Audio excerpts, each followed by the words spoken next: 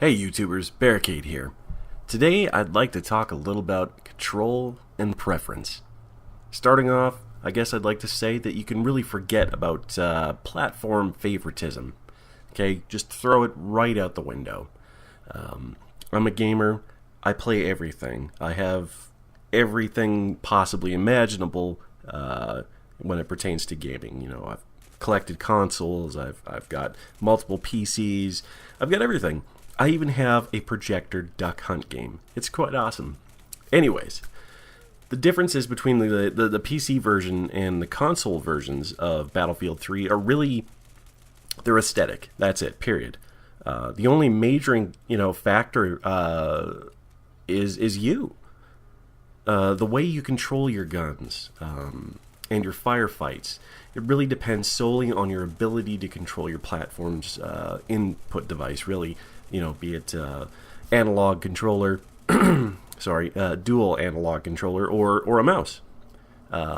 It's totally up to you and your hands, your comfort zone with said devices. Really, I've found it quite hard to juggle back and forth between the two, but I try my best. I have a lot of friends on PC. I have a lot of friends on consoles, so I try to balance it out, playing with both. And it can get a little bit confusing with muscle memory, especially going from PC back to a controller. It's a little bit offsetting, but I do the best I can. Anyways, I digress. The last few weeks actually been quite busy for gaming and for Battlefield. I'm sure that everybody knows that by now. Battlefield 4 will indeed be on the next gen consoles, as well as PC. I mean, no, really. Looking forward to both of those for sure. I've really been leading towards buying the Xbox One.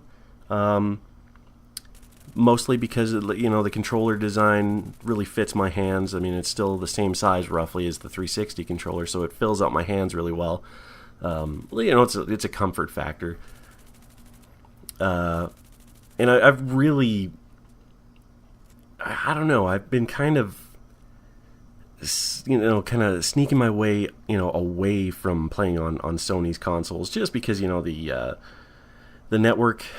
It's kind of shoddy sometimes. Like, I'm not, flaming or anything. I'm just saying, connectivity wise, I've noticed that it's not really the greatest. Still, though, I've met a lot of really, really great people on the PlayStation Network.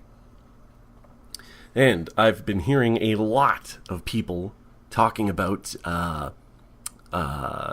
like, oh, I want this for Battlefield 4, and oh, I want this for Battlefield 4, and I wish they would take this away, what was it?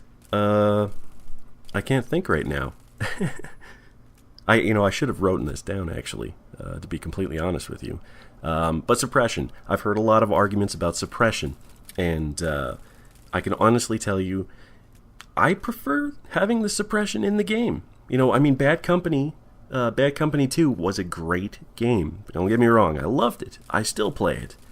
But, with growth and change, the things that are natural for development of a game, you're going to keep pushing for brand new things and interesting mechanics to keep their core audience really invigorated in the product.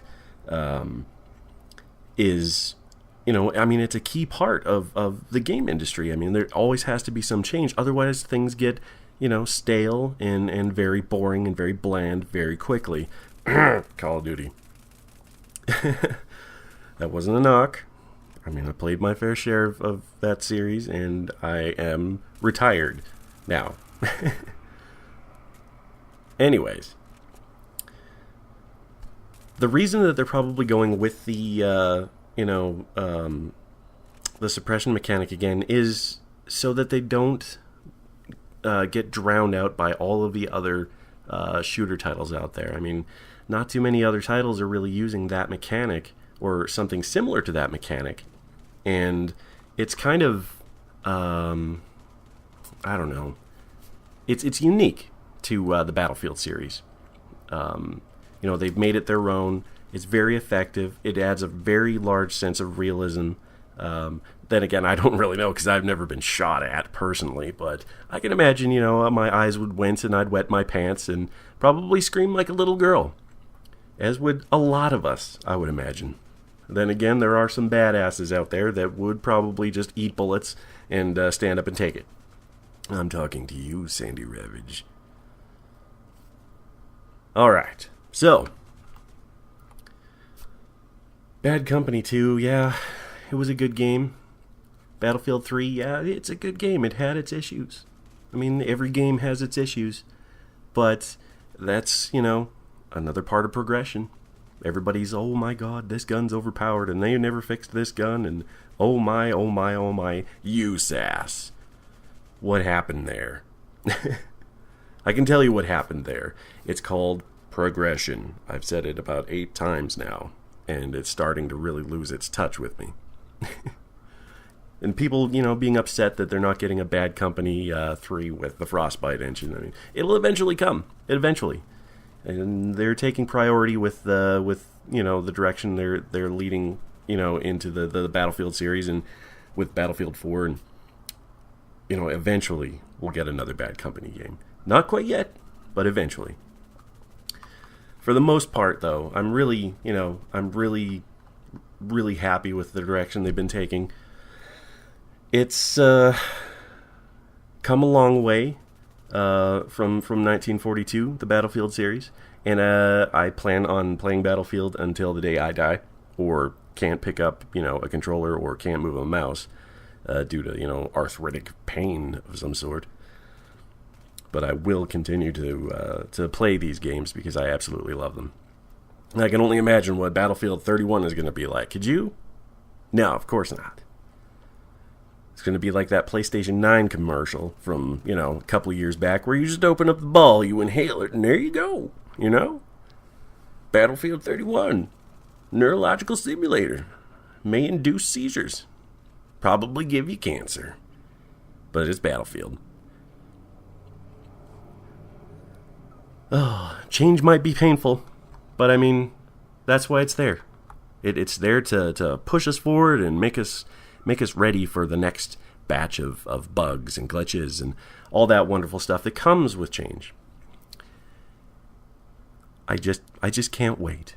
And I hopefully can help over the coming weeks and months up until Battlefield 4's release really help to change people's perspective about aspects of the game, with the suppression or without the suppression or what have you. Whatever they're going to do, we're all going to find out soon enough here at E3.